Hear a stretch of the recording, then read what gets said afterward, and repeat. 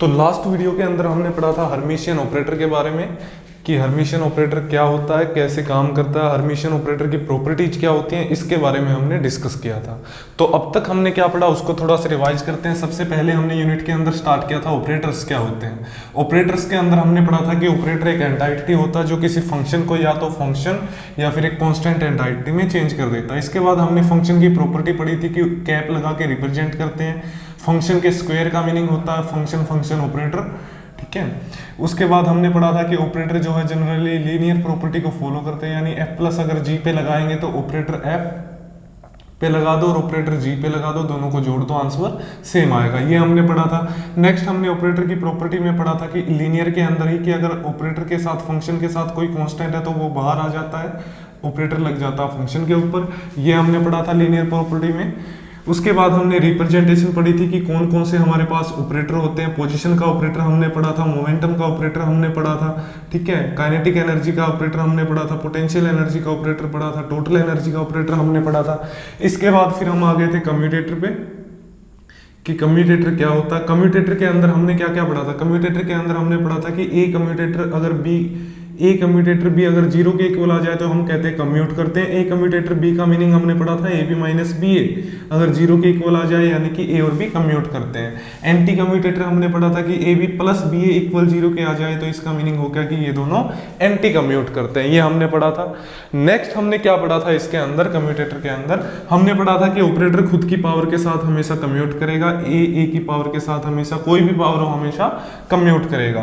Constant के साथ हमेशा ऑपरेटर कम्यूट करेगा, ऐसे हमने एग्जाम्पल लिया था, कांस्टेंट के साथ कम्यूट करेगा। कोई दो ऑपरेटर जिनका ऑपरेशन मल्टीप्लिकेशन है वो दोनों हमेशा आपस में कम्यूट करेंगे, ये भी हमने इसके अंदर किया था। और हमने इसके अंदर किया था कि डी बाई डी एक्स का अगर x की पावर n के साथ लेते हैं तो वही रिजल्ट आएगा जो पहले डेरिवेटिव के साथ आएगा।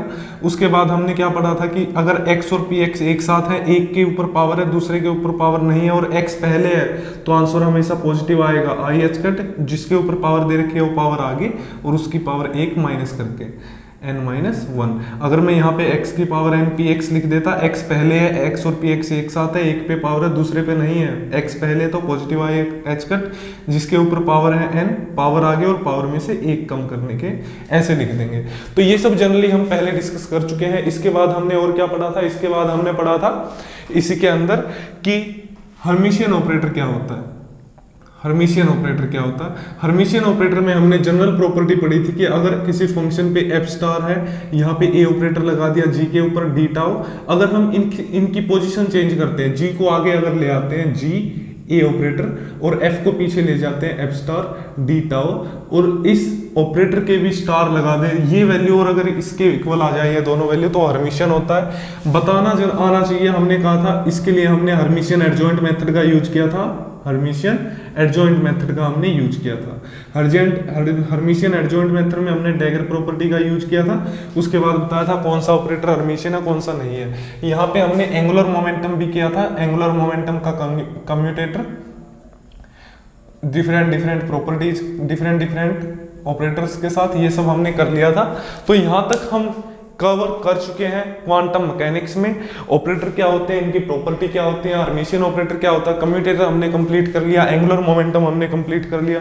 जिनको ये सब नहीं आता वो ऊपर आई बटन पे क्लिक करके देख सकता है, सारी प्लेलिस्ट के अंदर सारी वीडियोज मौजूद है अब तक की, और शुरुआत से देखना तभी अच्छे से समझ में आएंगे। अब मैं आगे स्टार्ट कर रहा हूँ, जिन्होंने यहाँ तक अच्छे से नहीं समझा ना, यहाँ तक वीडियोज नहीं देखी अच्छे से, पहले उनको देखे फिर समझ में आएगा। अब मैं आगे स्टार्ट कर रहा हूँ आज का topic, theorems related to Hermitian operator, कि हर्मिशियन ऑपरेटर से रिलेटेड कौन कौन सी थ्योरम है।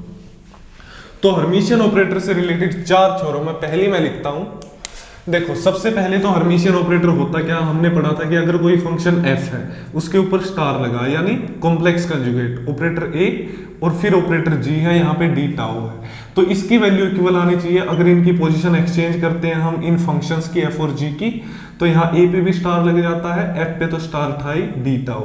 अगर इसकी इक्वल वैल्यू आ जाए तो उसको हम बोलते हैं हर्मिशियन ऑपरेटर। कैसा है, हर्मिशियन है। अगर हमारा वेव फंक्शन सेम है, मान लो f और g दोनों सेम है, तो साई लिख सकते हैं, Sai star a, Sai d tau किसके इक्वल आना चाहिए, साई a, इसकी पोजीशन हमने एक्सचेंज कर दी, a पे स्टार लग गया, साई पे स्टार था ही डी टाउ, तो ये ऑपरेटर क्या होता है? हर्मिशियन ऑपरेटर होता है। अब इससे रिलेटेड कुछ थ्योरम है। सबसे पहली थ्योरम की हम बात करते हैं। सबसे पहली थ्योरम क्या बोलती है कि eigen value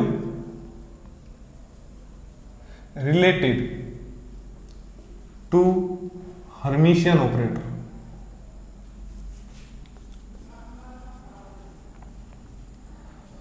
are always real. तो पहली प्रॉपर्टी कहती है कि आइगन वैल्यू जो होंगे हर्मिशियन ऑपरेटर जो वैल्यू देगा फंक्शन पे लगने के बाद जो आइगन वैल्यू देगा वो हमेशा रियल होंगी, क्योंकि उनको एक्सपेरिमेंट के साथ कंपेयर करना, तो इसीलिए तो हर्मिशियन ऑपरेटर की नीड पड़ी। वो वैल्यू कैसी होंगी? रियल होंगी। रियल का मीनिंग क्या कि उनमें इमेजिनरी पार्ट नहीं होगा। इमेजिनरी पार्ट क्या होता है? आई होता है। तो आई के ऊपर अगर स्टार लगाते हैं तो क्या आता है? माइनस आई आता है। लेकिन अगर रियल वैल्यू के ऊपर स्टार लगाएंगे तो क्या आएगा? सेम ही आएगी। ठीक है। आइगन वैल्यू इक्वेशन जिन्होंने नहीं पढ़ी है ऊपर से आई बटन पे क्लिक करके देख सकते हैं उनकी वीडियोस। आइगन हमने पढ़ा था कि कोई ऑपरेटर अगर हम ए साई पे लगाते हैं और साई एज इट इज आ जाता है, अपनी आइडेंटिटी चेंज नहीं करता है विद सम कांस्टेंट वैल्यू, तो ये जो वैल्यू होती है इसको बोलते हैं आइगन वैल्यू, इसको बोलते हैं आइगन वैल्यू और इसको बोलते हैं आइगन फंक्शन। ये हमने पढ़ लिया था पहले वाली वीडियोज में। तो हमें प्रूव करना है कि अगर ये ऑपरेटर हर्मिशियन है तो ए हमेशा रियल वैल्यू देगा। तो हम इसी प्रॉपर्टी का यूज कर लेंगे। सपोज करो हमने ले लिया कि ए ऑपरेटर अगर साई पे लगाते हैं तो वैल्यू देगा ए साई, और अगर ए स्टार स्टार पे लगाते हैं तो क्या वैल्यू देगा? ए स्टार वैल्यू देगा। ये हमने सपोज कर लिया ए स्टार साई स्टार, कि अगर ए लगाया साई के ऊपर तो ए आएगा, साई स्टार के ऊपर ए स्टार लगाया तो ए स्टार साई स्टार आएगा। ये वैल्यू ए है हमारी, ये वैल्यू ए स्टार है। ए का कॉम्प्लेक्स कंजुगेट है ए स्टार। अब हम प्रॉपर्टी का यूज करते हैं, सिंपल यही वाली चीज लेते हैं, Sai star A psi d tau. कुछ नहीं करना, मैंने बस ये मान लिया कि ए को साई के ऊपर लगाएंगे तो ए साई आएगा, ए स्टार को साई स्टार के ऊपर लगाएंगे तो ए स्टार आएगा। अब देखो psi A star psi star d tau, यहां पे देखो psi star as it is है। ए को जब साई के ऊपर लगाएंगे तो क्या आएगा? A psi d tau. A star को साई स्टार के ऊपर लगाएंगे तो क्या आएगा? A star psi star d tau. अब यहां पे देखो कांस्टेंट क्वांटिटी बाहर आ जाती है इंटीग्रेशन में, psi star psi d tau equal constant quantity बाहर आ जाएगी A star psi star d tau. अब मुझे बताओ अगर मैं यहां पे इंटीग्रेशन लिखता हूं A into B d tau तो क्या इक्वल नहीं होगा B into A d tau के? मल्टीप्लीकेशन है दोनों की तो इंटीग्रेशन तो इक्वल होगा दोनों का। इसी तरह से साई स्टार साई हो या साई साई स्टार हो, दोनों का इंटीग्रेशन क्या आएगा? इक्वल आएगा दोनों में। तो इंटीग्रेशन अगर इन दोनों का इक्वल है तो क्या मैं इससे इसको कैंसिल कर सकता हूं?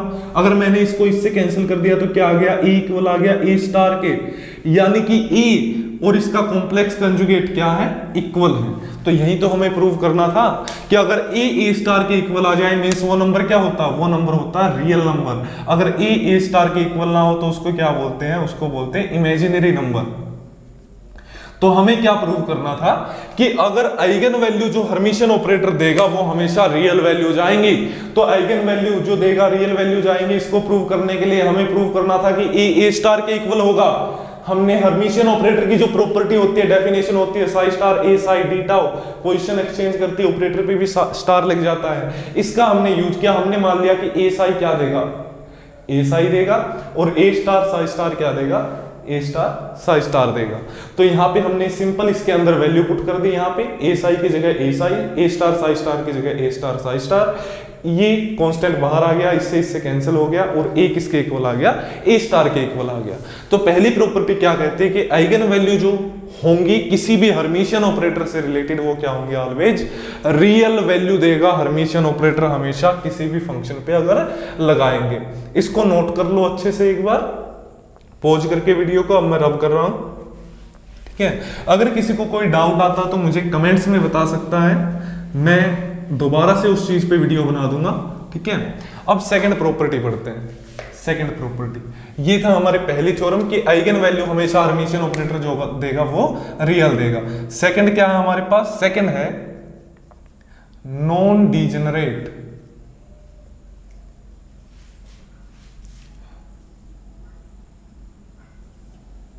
आइगन फंक्शंस कोरस्पॉन्डिंग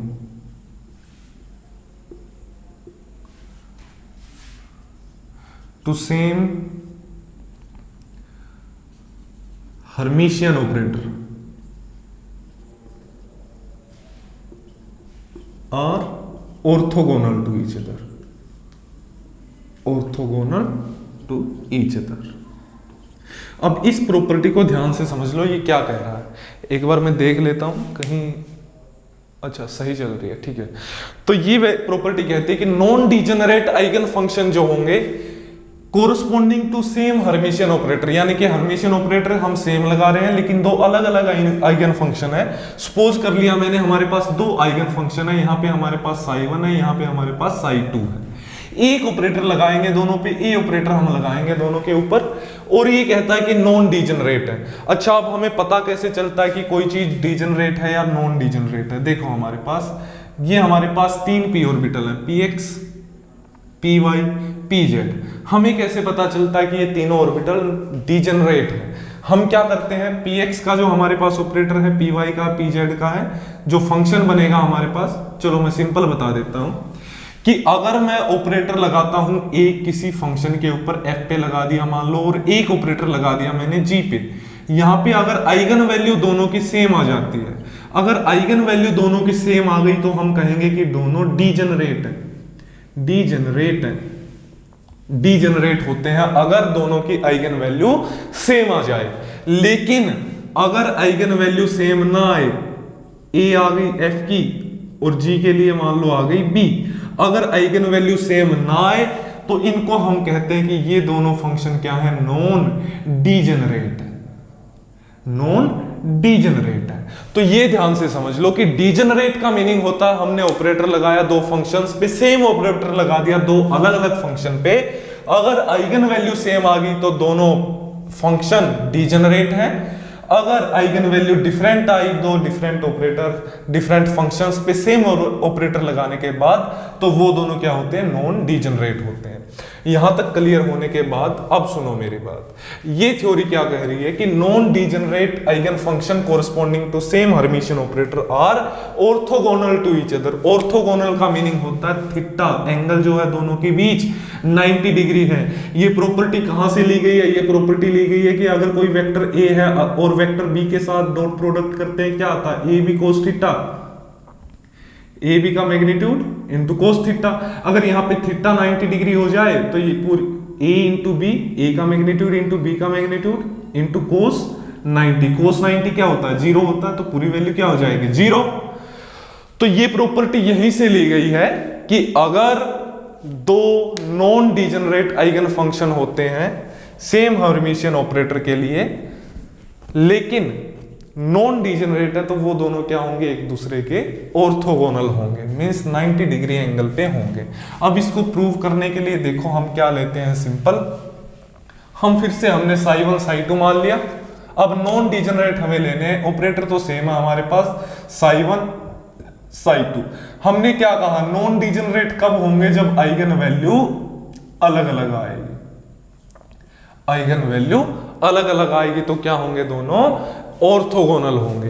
अब हर्मिशियन ऑपरेटर क्या कहता है कि अगर हमारे पास psi1 स्टार है, इसके ऊपर ऑपरेटर लगा दिया psi2 के ऊपर d टाउ, अगर दोनों की पोजीशन एक्सचेंज करते हैं psi1 psi2 की, psi2 आगे ले गए तो ऑपरेटर पे भी क्या लग जाएगा, स्टार लग जाएगा। ये हमने पढ़ लिया। अब हमें किस किस चीज की जरूरत है, a psi2 की जरूरत है, ये आ गया a psi1 की, जो a psi2 की जरूरत है, क्या आ गया a2 psi2, a star psi1 star. अगर a psi1 a1 psi1 के इक्वल है तो a स्टार psi1 स्टार किसके इक्वल होगा, a1 स्टार psi1 स्टार। ये दो प्रॉपर्टी हमें यूज करनी है। तो अब देखो सिंपल मैं इनकी वैल्यू यहां पे पुट कर दूंगा, psi1 स्टार a को psi2 पे लगाया तो क्या आएगा, a को psi2 पे लगाने पे क्या आएगा, a2 psi2 d tau equal a star को psi2 को एज इट इज है, a स्टार को psi1 स्टार पे लगाया, a स्टार को psi1 स्टार पे लगाया तो क्या आएगा, a1 star psi1 star d tau. तो देखो अब कांस्टेंट बाहर आ जाता है, यहां पे क्या आ गया, a2 psi1 star psi2 d tau किसके इक्वल आ गया, यहां पे भी कांस्टेंट बाहर आ गया, a1 star psi2 psi1 star d tau. Clear है।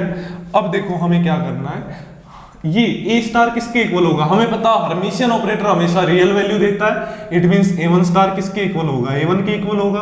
तो यहां से मैंने क्या लिख दिया, A2 psi1 star psi2 d tau equal A1 लिख देंगे इसको psi2 psi1 star d tau। Clear है। अब मैं इस पूरी वैल्यू को इस साइड लेके आता हूं, लेफ्ट साइड। तो देखो A2 psi1 star psi2 d tau minus A1 psi2 psi1 star d tau equal किसके आ गया, 0 के। अब psi1 star into psi2 into psi1 star दोनों एक ही तो बात है, पहले भी बात की थी, ए बी का इंटीग्रेशन हो या बी ए का इंटीग्रेशन हो, दोनों सेम ही तो बात होती है। तो इसको मैंने यहां से कॉमन ले लिया, जब इसको कॉमन लेंगे, इस पूरी टर्म को कॉमन लेंगे बाहर यहां से, और यहां से क्या बचेगा, तो देखो A2 माइनस A1 बच जाएगा, और यहां क्या बचेगा, psi1 star psi2 d tau equal 0। अब ध्यान से सुनो क्या होगा, A1 और A2 क्या इक्वल हो सकते हैं, क्या A1 और A2 इक्वल हो सकते हैं, बिल्कुल नहीं हो सकते, क्योंकि हमने क्या माना है, नॉन डिजनरेट है, आइगन वैल्यू सेम नहीं आएगी। अगर आइगन वैल्यू सेम नहीं आएंगी तो देखो दो टर्म का मल्टीप्लीकेशन 0 है, ये टर्म 0 हो नहीं सकती क्योंकि A1 और A2 सेम नहीं है। तो कौन सी टर्म 0 होगी, it means psi1 star psi2 d tau किसके इक्वल आ गया, 0 के इक्वल। तो यही हमें बताना होता है कि अगर psi1 और psi2 d tau इक्वल 0 के आ जाए तो वो क्या होते हैं, ऑर्थोगोनल मानते हैं उनको, क्या मानते हैं, ऑर्थोगोनल। सेम वेक्टर्स के जैसे, जैसे वेक्टर में बोलते हैं कि a1 डॉट b a, अगर a b का डॉट प्रोडक्ट अगर 0 आ जाए मींस ये दोनों क्या है, ऑर्थोगोनल है। सेम मैनर में अगर integration of psi1 star psi2 d tau 0 आ जाए तो दोनों क्या होंगे, ऑर्थोगोनल होंगे। ये प्रॉपर्टी ध्यान से देख लो एक बार, अगर किसी को डाउट हो इसमें कोई भी तो मुझे बता देना कमेंट्स में, मैं दोबारा से इसके ऊपर फिर से वीडियो बना दूंगा। तो अब मैं नेक्स्ट प्रॉपर्टी पे चलता हूं, लास्ट में एक बार रिवाइज कर देंगे, ठीक है।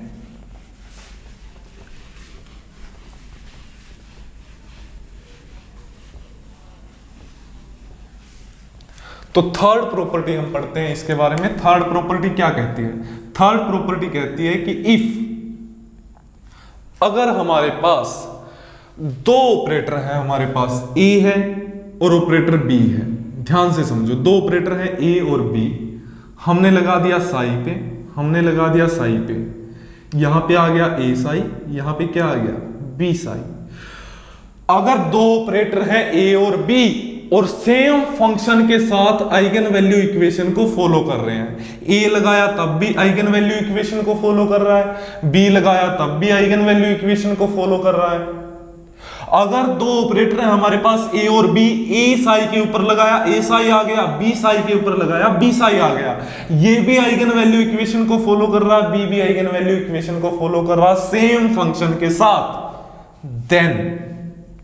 देन A और B कम्यूट करेंगे, A और B का कम्यूटेटर इक्वल होगा 0 के, या फिर हम ऐसे बोल सकते हैं कि A B साई किसके इक्वल होगा, B A साई के, A B साई किसके इक्वल होगा, B A साई के। तो ये हमें प्रूव करके दिखाना, सिंपल वही चीज हम क्या ले लेंगे, डायरेक्टली हम ले लेंगे कि A और B कम्यूट कब करेंगे, जब A B साई किसके इक्वल आ जाए, B A साई के। जब ये दोनों इक्वल आ जाए मींस क्या कर रहे हैं, कम्यूट कर रहे हैं, तो इसी के ले लो, A B साई हमने लिखा है, यहां इक्वल किसके आना चाहिए, B A साई के, B A साई के। अब देखो इसका मीनिंग क्या होता है, पहले ऑपरेटर B लगेगा साई पे, तो B लगेगा जब ऑपरेटर साई पे तो क्या आएगा, देखो B लगा तो B साई आ गया, ठीक है। राइट वाली को बाद में करते हैं। अब B कांस्टेंट बाहर आ जाएगा, अब ऑपरेटर कौन सा लगेगा, A लगेगा, A लगेगा तो क्या आएगा, A साई आ जाएगा, तो यहां पे क्या आ गया, B A साई आ गया। राइट साइड देखो, पहले ऑपरेटर A लगेगा, क्या आएगा, जब ऑपरेटर A लगा A साई आ गया, अब ऑपरेटर B लगेगा, कांस्टेंट बाहर आ जाएगा, जब B लगेगा तो क्या आएगा, B आ जाएगा, ये आ गया। ये देख लो B A साई और A B साई क्या इक्वल नहीं है, A B क्या है, कांस्टेंट वैल्यू देता है हमेशा, आइगन वैल्यू कांस्टेंट होती है, A और B कांस्टेंट है तो A B इक्वल B हो गया, मल्टीप्लिकेशन है ना दोनों की। तो A B और B A अगर इक्वल है दोनों, तो A B साई और B A साई क्या आ गए, दोनों इक्वल आ गए। इट मींस ये दोनों अगर इक्वल आ गए तो ये वैल्यू क्या होगी, सही होगी। दोनों क्या कर रहे हैं, कम्यूट कर रहे हैं। अगर ऑपरेटर A साई के साथ आइगन वैल्यू को फॉलो करता है इक्वेशन को, और बी भी, कोई दूसरा ऑपरेटर बी भी उसी फंक्शन के साथ आइगन वैल्यू इक्वेशन को फॉलो करता है, तो दोनों ऑपरेटर कम्यूट करेंगे। ये प्रॉपर्टी थी थर्ड प्रॉपर्टी। अब नेक्स्ट प्रॉपर्टी पे हम चलते हैं, फोर्थ प्रॉपर्टी के ऊपर। फोर्थ प्रॉपर्टी क्या कहती है? फोर्थ प्रॉपर्टी कहती है कि if the sum of two eigenfunctions is eigen function, कि दो आइगन फंक्शन का सम आइगन फंक्शन होगा अगर इफ दे आर डीजेनरेट, अगर वो डीजेनरेट है तभी दो आइगन फंक्शंस का सम भी क्या होगा? आइगन फंक्शन होगा। इसका मीनिंग क्या कि अगर ऑपरेटर ए लगाते हैं हम, सपोज कर लो बी पे हमने ले लिया, यहां पे ऑपरेटर ए लगा दिया, कोई फंक्शन ले लेते हैं, हमने सपोज कर लिया, ले लिया साई 1, और एक ऑपरेटर हम लगाते हैं सेम ऑपरेटर साई 2 के ऊपर। अगर ये दोनों डीजेनरेट है, यानी इसके आइगन वैल्यू भी सेम आ गई और इसकी आइगन वैल्यू भी सेम आ गई, दोनों की अगर आइगन वैल्यू सेम आ गई तो दोनों का सम भी क्या होगा? Eigen function eigen value equation को फॉलो करेगा या आइगन फंक्शन होगा। देखो, अगर ऑपरेटर साई 1 पे लगाया तो ई साई 1 आ गया, दूसरा हमें फंक्शन डीजेनरेट बनाना है तो आइगन वैल्यू क्या आनी चाहिए? सेम आनी चाहिए। तो ये प्रॉपर्टी क्या कह रही है कि अगर आइगन वैल्यू सेम आती है तो साई 1 प्लस साई 2 क्या होगा? ये भी आइगन वैल्यू इक्वेशन को फॉलो करेगा। करके देख लो। इसका मीनिंग क्या होता है? ऑपरेटर क्या होता है? लीनियर होता है। पहले साई 1 पे लगेगा, फिर साई 2 पे लगेगा। अब यहां पे क्या आएगा? ए साई 1, देखो यहां पे क्या आएगा? ए साई 2, ए कॉमन ले लो, क्या आ गया? Sai 1 plus psi 2। देखो ए ऑपरेटर हमने लगाया दो आइगन फंक्शन के सम के ऊपर, साई 1 प्लस साई 2 के ऊपर, और वो किसको फॉलो कर रहा है? आइगन वैल्यू इक्वेशन को फॉलो कर रहा है। क्योंकि ये जो कंबाइंड फंक्शन बना था इनका साई 1 प्लस साई 2, ये एज इट इज आ गया। अगर आइडेंटिटी चेंज नहीं होती फंक्शन की तो ये क्या हो जाता है? आइगन फंक्शन हो जाता है। तो ये चार प्रॉपर्टी थी किसकी? हर्मिशियन ऑपरेटर से रिलेटेड। ये चार हमने प्रॉपर्टीज पढ़ी, चार हमने थ्योरम पढ़ी। पहली थ्योरम कि eigenvalue related to Hermitian operator हमेशा क्या होंगी? रियल वैल्यू देगा। ये हमने प्रूव करके दिखाया। सेकंड, नॉन डीजेनरेट अगर आइगन फंक्शंस हैं सेम हर्मिशियन ऑपरेटर के साथ आइगन वैल्यू इक्वेशन को फॉलो कर रहे हैं, आइगन वैल्यू इक्वेशन को फॉलो कर रहे हैं, यानी कि अगर हमारे पास कोई साई 1 है, ए ऑपरेटर के साथ आइगन वैल्यू इक्वेशन को फॉलो कर रहा है। अगर हमारे पास कोई साई 2 है, आइगन वैल्यू इक्वेशन को फॉलो कर रहा है सेम ऑपरेटर के साथ, सेम ऑपरेटर के साथ आइगन वैल्यू इक्वेशन को फॉलो कर रहे हैं दो आइगन फंक्शंस।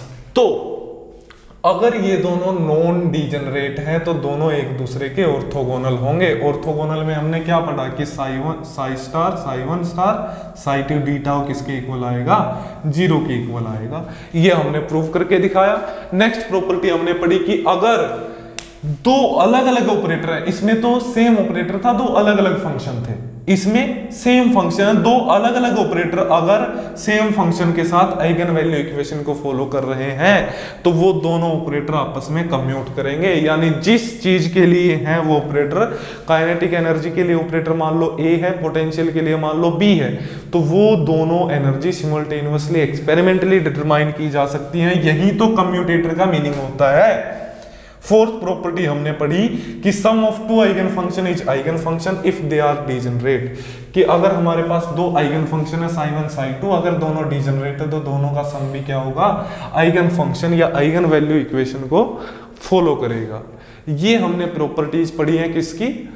आइगन थ्योरम हमने पढ़ी है हर्मिशियन ऑपरेटर से रिलेटेड। इनमें अगर किसी को कोई डाउट है तो आप मुझसे कमेंट में भी पूछ सकते हो, मैसेज करके भी पूछ सकते हो। फेसबुक पे ऋषि शर्मा नाम से ही मेरी आईडी है। यहां तक पढ़ने के बाद नेक्स्ट वीडियो में हम स्टार्ट करेंगे bra and ket notation. Bra and ket notation के बारे में हम पढ़ेंगे, ब्रा एंड कैट नोशन के बारे में। बरा एंड कैट नोशन के बारे में पढ़ेंगे। तो थैंक यू फॉर कोऑपरेशन।